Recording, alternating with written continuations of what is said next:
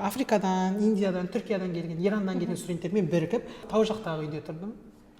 Депрессия болдым. Жалпы топтағы студенттер көп ұлтты ғой, ол оқуға әсер ете ма?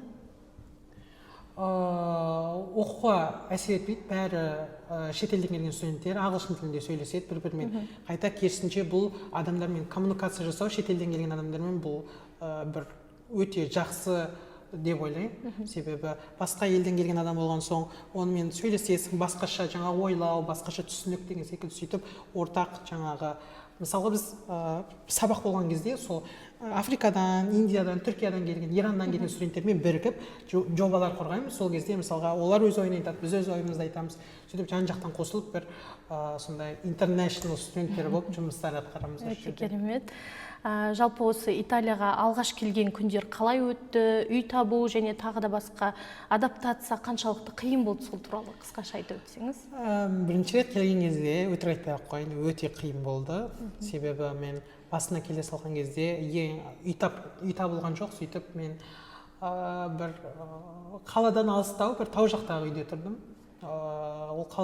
Және ол жерден мен автобуспен барып келіп оқитын. Ал бұл жерде айта кететін тағы бір жайт, автобустар уақытпен, расписаниямен жаңағы жұмыс істейді.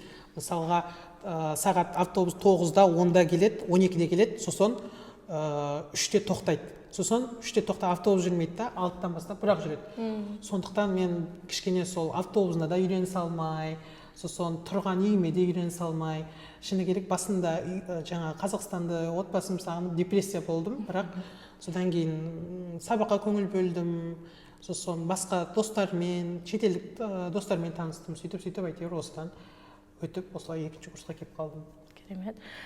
Студент ретінде жұмыс табу қиын ба? Өзіңіздің тәжірибеңіз болды ма жалпы жұмыс табу бойынша? Шыны керек, мен өзім жұмыс істеп көрген жоқпын әлі, бірақ та жұмыс істеп көрген таныстарым, достарым бар. Жұмыс табу негізі, егер де итальян тілін білмесеңіз, жалақы